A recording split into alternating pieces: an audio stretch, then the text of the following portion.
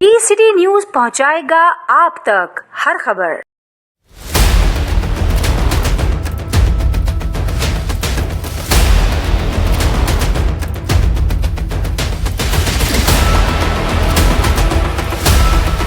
हम जानते हैं कि कौन सी गाड़ी के ऊपर कितना वजन डालना और कैसे चलता है। एक्शन रोड की जो बात कर रहे हैं हम इसके ऊपर अमल कर रहे हैं, लेकिन पहले इनको ये भी सोचना चाहिए ये जो दारू गाड़ियां 10 मिनट ये कहाँ ले जाएंगी।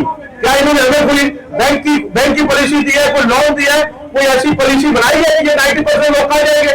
हमें ये 10 मिनट वाले फार्मूला जो है इसका जल्द इंशाल्लाह आज समझ लो इसका स्टार्ट हो गया इंशाल्लाह। खालिद खान की सब्सिडी में हम इस मामले को बल्कि अंजाम तक पहुंचाएंगे और इसका जो जायज रेट है इसके जायज में हम इंशाल्लाह अल्लाह के फजल करम से वो लेके रहेंगे, क्योंकि अगर ये हमारी जो गाड़ियां 10 मिनट खत्म हो जाती है तो समझो कि पाकिस्तान के अंदर ये आमदो रफ्त है जो हम एक्सपोर्ट इंपोर्ट करते हैं ये नामुमकिन है। तो हमारी गवर्नमेंट को आज इस प्लेटफॉर्म से मैं ये मैसेज देना चाहता हूँ कि कुछ लोग हमारे होते हैं कि जो गवर्नमेंट के भी टेंपो में बैठ के जाकर बात करते हैं, लेकिन आज दंके के चोट पे अली अल्लाह बेशा वो काम करते हैं जो ट्रांसपोर्ट बरादरी के हक में हो। हमारा फायदा नहीं है और मैं तमाम ट्रांसपोर्टरों को भी इस चीज से आगाह करना चाहता हूँ कि जो अपनी ट्रांसपोर्ट बरादरी के खून पे जो खून पे डाका डालते हैं या गवर्नमेंट के साथ मिलकर अपनी बरादरी का तदारुक करते हैं, हम उनको खुदा के लिए हम उनको ये बताना चाहते हैं ऐसी कोई पॉलिसी न माने कि जो हमारी गवर्नमेंट हमको इम्प्लीमेंट करके वो ट्रांसपोर्टरों को जिसमें नुकसान हो।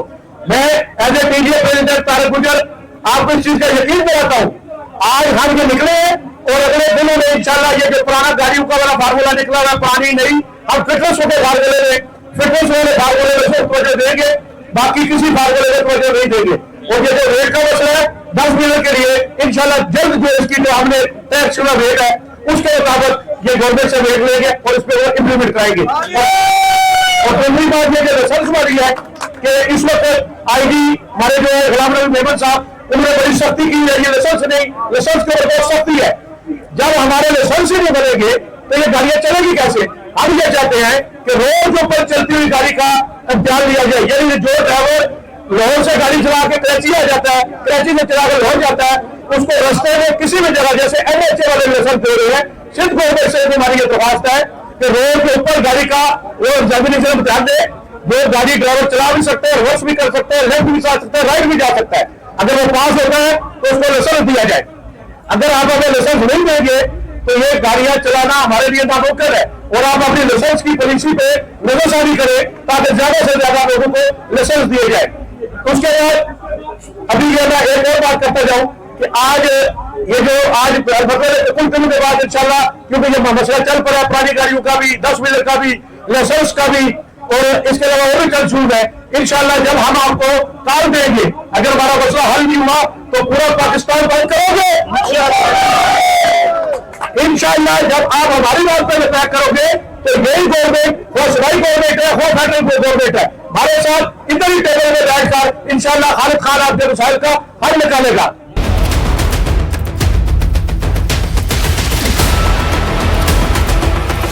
जहाँ तक कि उनकी FIR की जा रही है और 1-1 लाख 1.5 लाख रुपए तलब किए जा रहे हैं, ये बहुत बड़ा जुल्म है। 10 दिन हो गए जो थानों पे गाड़ियां खड़ी हुई हैं, टंडो मस्ती खान थाने में गाड़ियां कई रोज से खड़ी हैं।